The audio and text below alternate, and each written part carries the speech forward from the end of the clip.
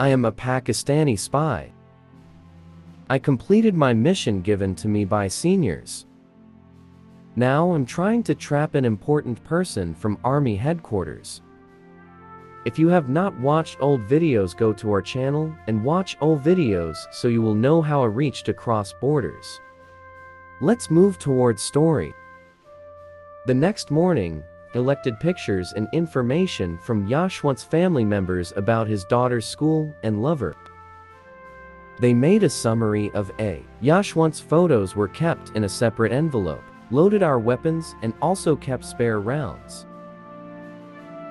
After making all these preparations, I went to my partner's house. He was also busy with his preparations. I gave the previous charge to one of my colleagues in case of my capture. My colleagues are a bit confused. Seemed to. I comforted them and amused them with the words of mental pleasure.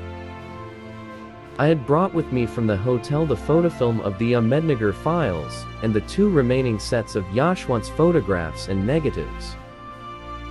I also handed over these to my number 2. Now, there was nothing in my room that could prove me impeachable. After giving the last instructions, I took leave of my colleagues.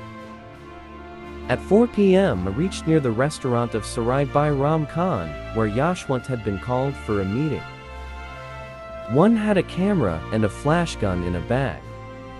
We sat at some distance from each other in restaurant-like tea houses. Soon, that partner, whom Yashwant had to sit on the bus, also came. He stood at a place near this tea house and called me near him with a gesture. I passed by him while walking, and he said that after letting Yashwant sit in the bus because of the crowd, he got down hiding among the passengers standing in the bus in such a way that Yashwant could not see him for sure, and the fellow is monitoring Yashwant in this bus. I told him that too. The companions have already arrived, and now Yashwant and the 4th companion are waiting. Now, we were all waiting for Yashwant in a state of hope and fear, and I was repeating this conversation in my heart and making it more impactful to what I had to do with Yashwant. Our mission was based on this conversation. I wanted him. If Yashwant did not cooperate with us, show me the future starting outside the restaurant and engulfing everyone in his house until he reaches his breaking point and he be willing to cooperate with us. In such a case, apart from its safety, financial benefits should also be lowered. I sat down in the Shopper Hotel in order to correct the sadness of our conversation. Around 6 o'clock, one of my colleagues whistled while passing in front of the hotel. When I looked at him, he shook his head. This was the news of Yashwant's arrival. In the growing shadows of the evening, I saw Yashwant limping into the restaurant. My companion who was following him was seen at some distance from him. I got up from the Shopper Hotel and passed by this fellow. He whispered that Yashwant got down at a stop long before his house and boarded the bus to Sarai Bairam Khan. My partner is also in this bus. Road, there is no monitoring.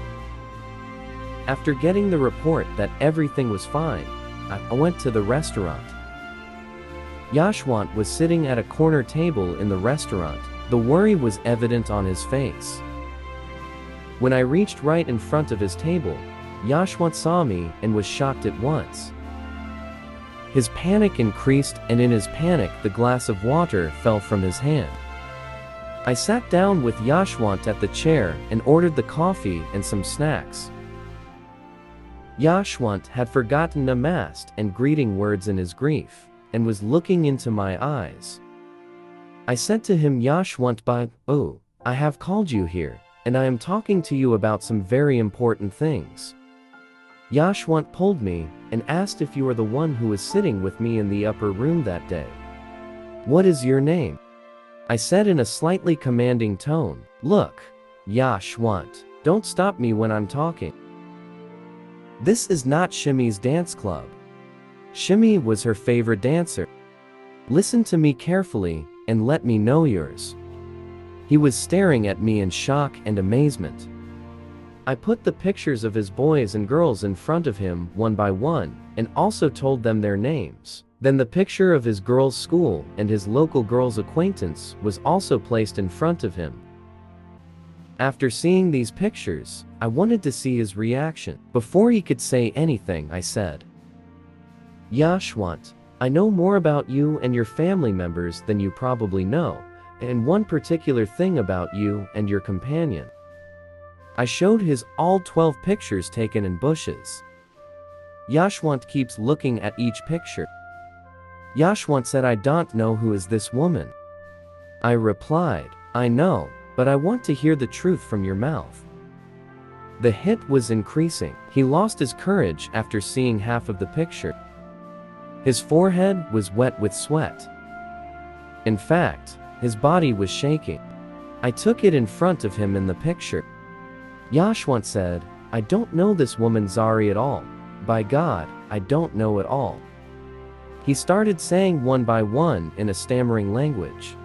"I am a poor man. I am employed in a government office. What is your demand for non-exhaustion?" He was thinking that I was blackmailing him to get money from him. I told him in the same commanding tone that you work in the army office, your department and your position there. He said that he is a superintendent in the copying branch in the military headquarters. So how can he have luxury in the upper rooms and this salary? I asked him, and he started to grumble and say that my daughter, who is a teacher, bears the household expenses. I pay the fees for the rest of the children who study. He then began to mumble and said that I am a poor man. Still you tell your demand. At the same time he asked, "If you don't mind, tell me if you are a man of military intelligence?" I said, "On the one hand, you asked me my demand and also want to know my identity?" I told him in an emphatic tone, "Yashwant, I am not here to answer your questions. You have been home from all sides. These pictures of you, I took them out of my pocket again and put them on the table, saying this can destroy you. You will spend the rest of your life in prison with this woman in your hands. This picture holding the note is enough to make you spend the rest of your life in jail.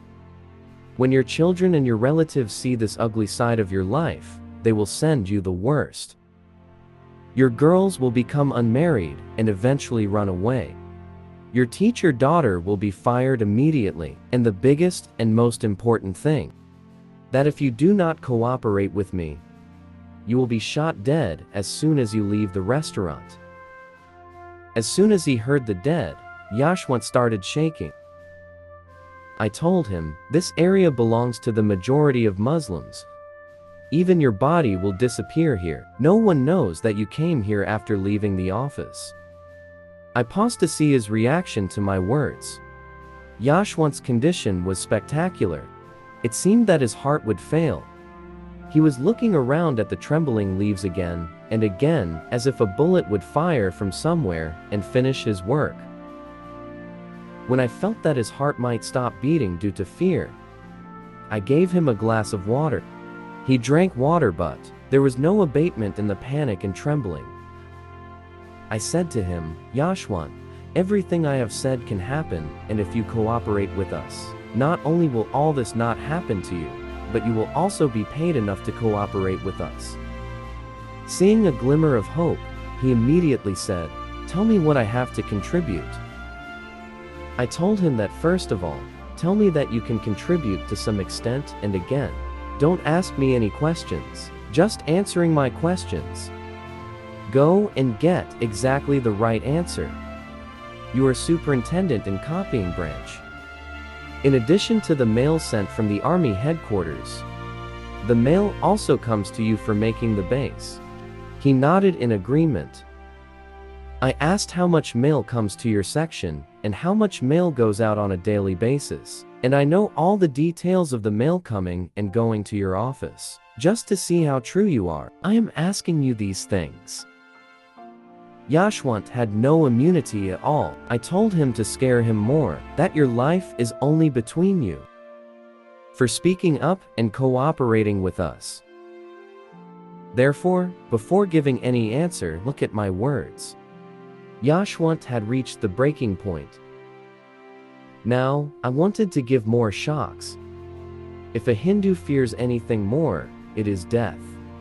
Fearing the same death, along with a few thousand foreign Muslim soldiers, the Gauri, Tughlaq, Ghulam, Lodi, and Mughal rulers ruled the Mahabharata of fearless and courageous Hindus in the number of crores. Even before them, Muhammad bin Qasim and Mahmud Ghaznavi had destroyed this sacred land of Hindus, and the reason for this was the eternal cowardice and fear of death of Hindus. By sacrificing living human beings, they pray to obtain power from Kali Mata. They have also made an idol of Kali Mata to remove their cowardice, but even these stone idols could not remove their fear. Whereas for a Muslim, martyrdom is the name of his ascension in this world and the hereafter.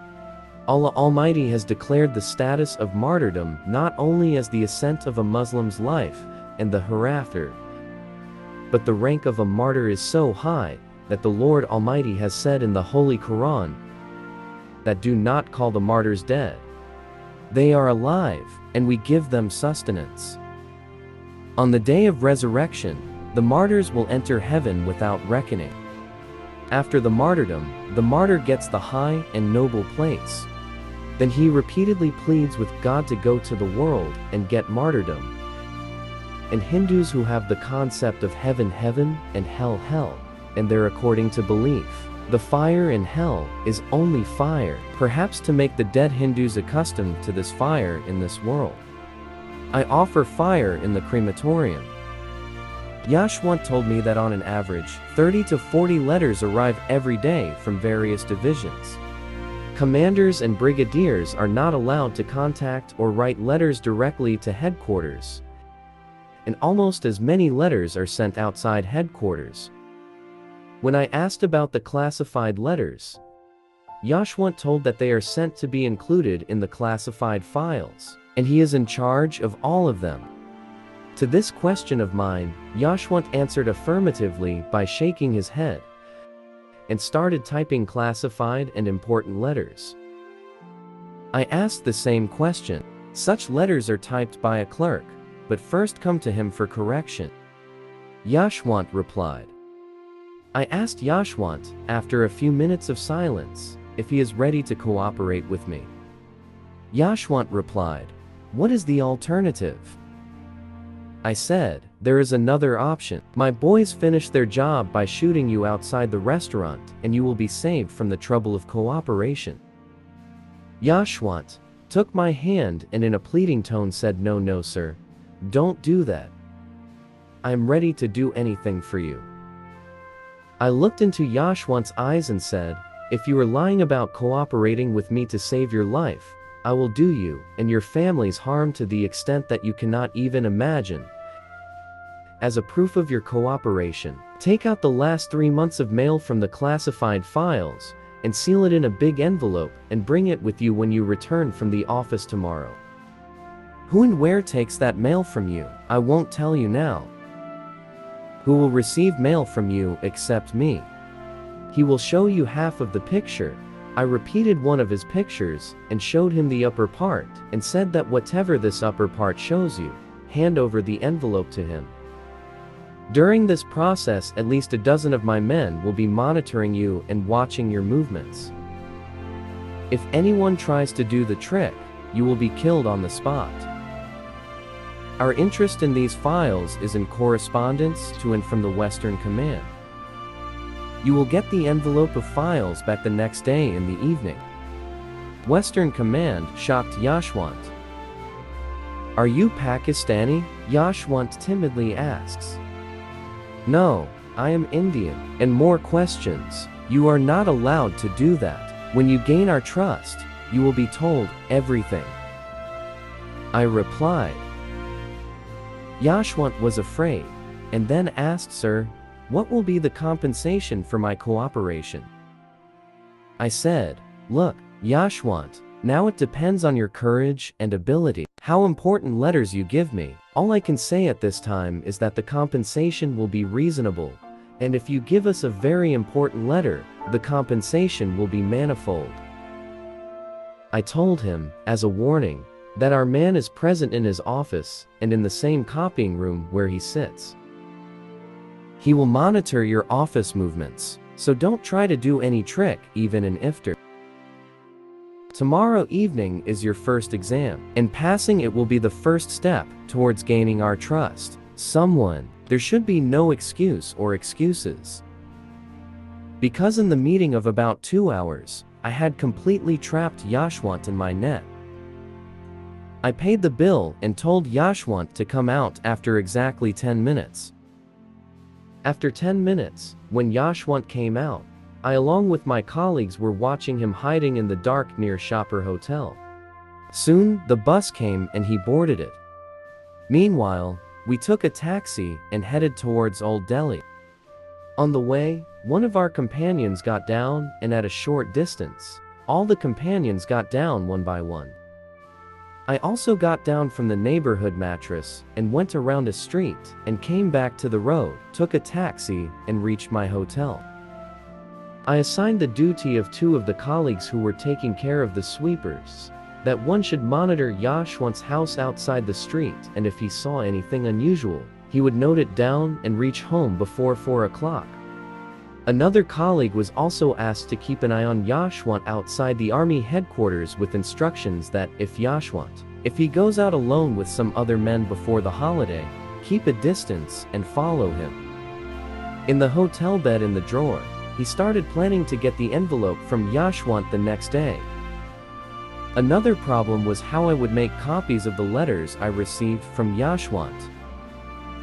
If the photo film went to the photographer who had made copies of the Ahmednagar files, he might have been suspicious.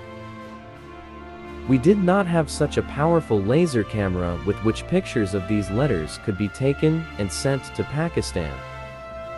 I was lost in these thoughts when I came across a stall in Chandni Chowk, which had 2 large slate-sized pieces filled with a greasy spice inside the frame, and a written can placed in one frame and the other frame.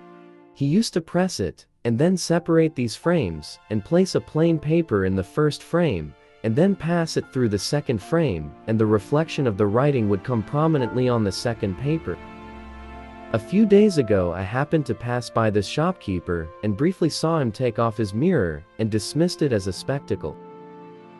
Now, I decided that the first thing before morning was to mirror the shopkeeper, have to look at the unloading slates.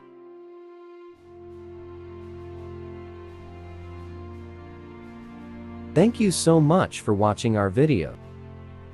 If you liked the video, then give it a like.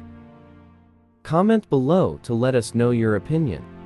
If you have not subscribed our channel, then subscribe it now, and press the bell icon so you will never miss any update of the story. We will meet you again with another episode. Till then, have a good care of yourself.